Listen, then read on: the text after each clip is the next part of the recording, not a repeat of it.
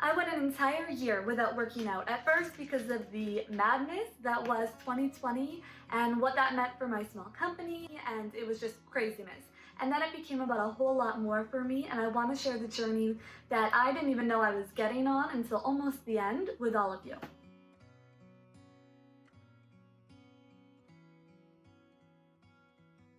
I'm just gonna give kind of a little bit of the chronology about how my relationship with exercising and working out has evolved over time, like from the time I was 15 until now, and what I've been able to accomplish in respect of that relationship by stepping back and by not exercising for almost an entire year, if not longer. So I'm gonna jump right in. So when I was 15, I began developing anorexia, and I can't pinpoint an exact day or month, but I know that when I was 15 is when those thoughts and those behaviors and patterns really started for me.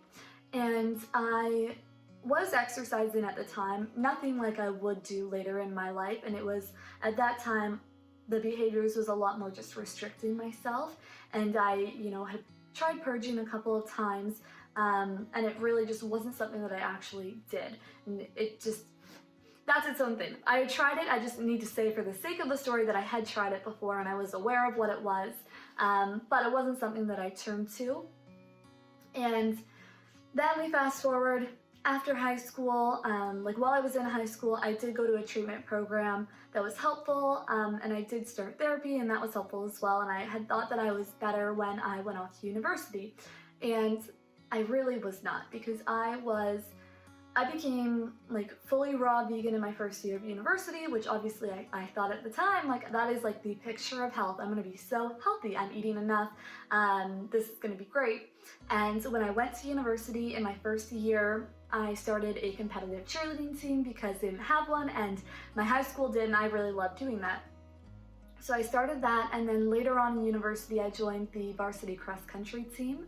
So at the peak, I was exercising almost 40 hours a week between daily cross-country practices, which is literally just all cardio, all running, hill sprints, and then there was gym work as well, and then there was the competitive cheerleading program, open gyms, and my own exercising on top of that, which was just, it's crazy to think that I was ever exercising that much.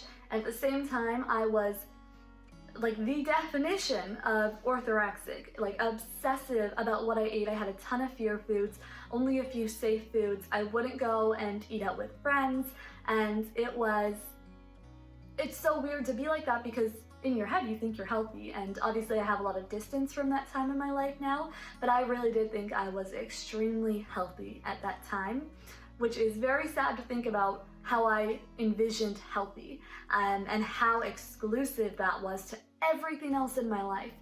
But when I was in university, that's what it was. And after university is when I wasn't exercising so much, and I started to feel really bad about myself. My body was naturally going through changes from going from 40 hours a week of exercise to exercising 5, 6, 7 days a week, which is a lot of exercise, but in comparison, nothing like what I was doing before.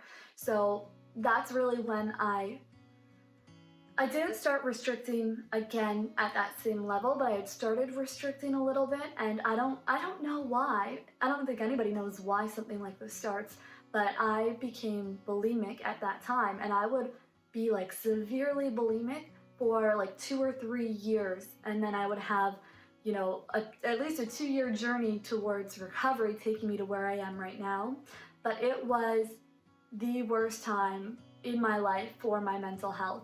And it's just an entirely, they all fall under the category of eating disorders, but it was an entirely different beast because there was so much more shame attached to being bulimic, and I don't know, there was just so much more shame attached to being bulimic than there was to being anorexic. And there's a ton of reasons why, but obviously if you're making yourself throw up when you're purging, I don't know, you feel like that's so disgusting and that people can't understand that, and you feel a lot more shame about doing that to yourself, and it makes it a lot harder to reach out and to get help. And now I'm healthier. I don't know what healthy really means, but I would say I'm very healthy right now in terms of my mindset and in terms of my physical health. So having that distance, I can see all of the opportunities I did have to get help and to get better. But what it becomes is a little bit of a crutch where it's not just about the food, obviously, or just about the way that you look, but even as a way to hurt yourself or to punish yourself. It is just its own beast for everybody, and it's different for everybody. But that's what it became to me, where I wasn't just purging because I'd eaten too much or because I wanted to lose weight, but I still wanted to eat the food. It wasn't like that all the time.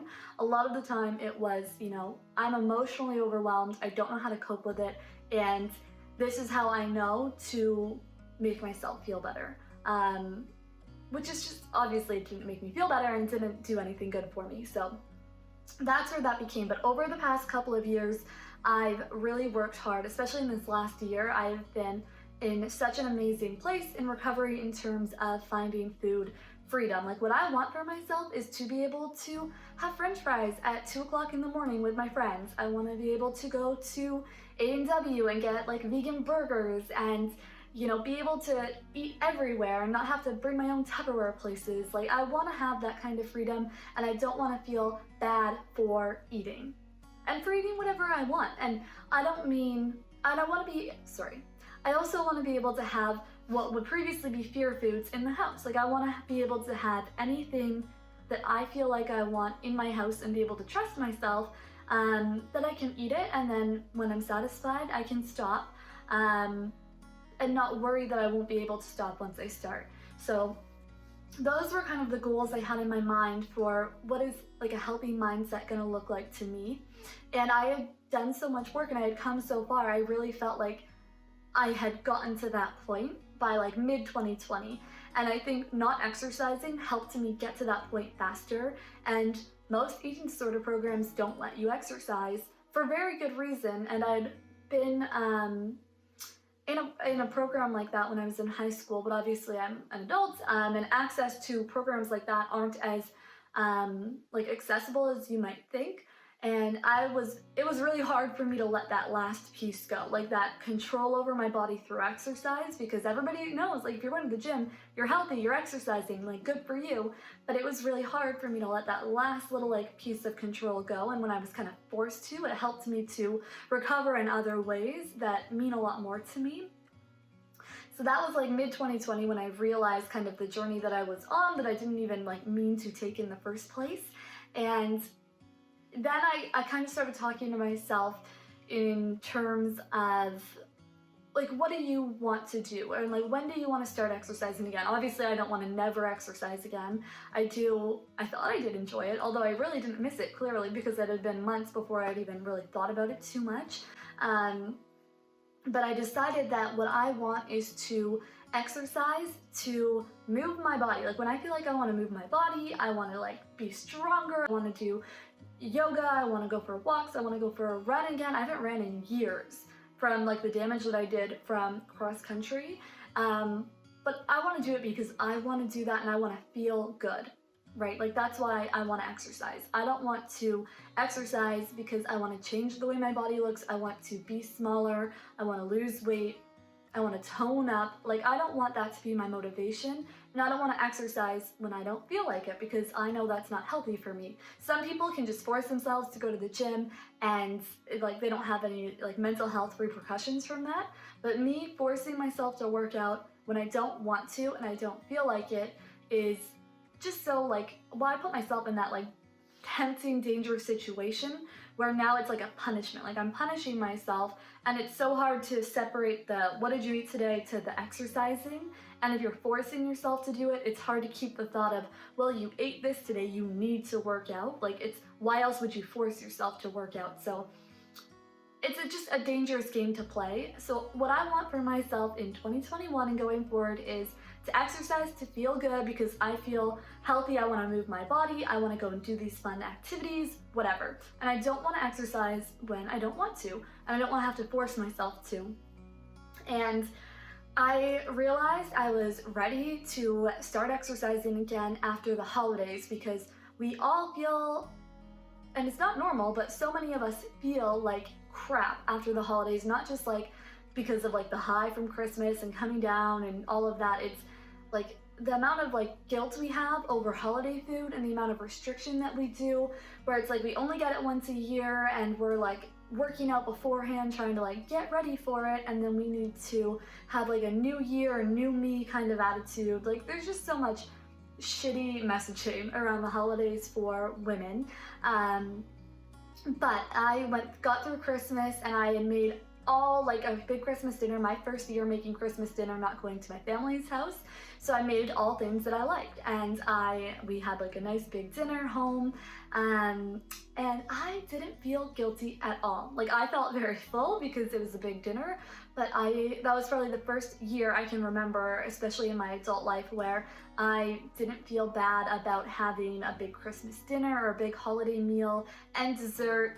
And then obviously all of like the chocolate around Christmas time and treats. Like I didn't feel bad about consuming that, and I thought to myself like, okay, I think now I'm ready to add in that last piece that I hope will really get me to a very sustainable place in my recovery, whether or not recovery ever really ends, which is being able to fix my relationship with exercise, being able to exercise because of how I want to feel and not how I want to look. So when I got through the holidays and I felt good and I didn't feel any kind of guilt or shame about my body or food, I knew I was like ready to do that again.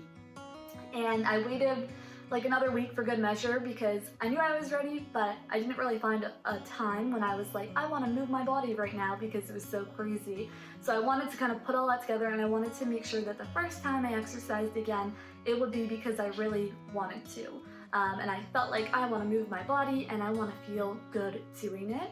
So that came at like 2 o'clock in the morning, and then I couldn't get like the video to work. It was just this whole on thing. It was like midnight, and then it was 2 o'clock in the morning by the time that I just like gave up on the video, and I was like, well, if I still feel like it in the morning, I'll do it. So I woke up this morning, I still felt like it, I was excited about it, and I filmed it, not to share, because I had the thought after, once I started talking about it and I got such like a great feedback, I thought it could be cool to share my story. Anyways, the reason why I filmed it in a time lapse in the first place was so that I could share it and support my friend.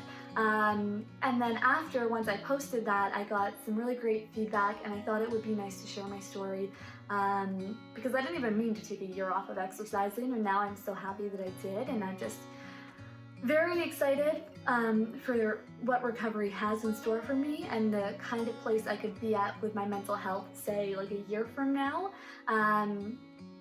Yeah, so I did record it, and it's like, I don't know, I've built up the story so much, you think it's gonna be some like monumentous like occasion, and it was really like, I looked like crap, I had my hair like all messy, I was in sweatpants, it was like 7 o'clock in the morning on my living room floor. Like it's nothing monumentous or dramatic, let alone cinematic.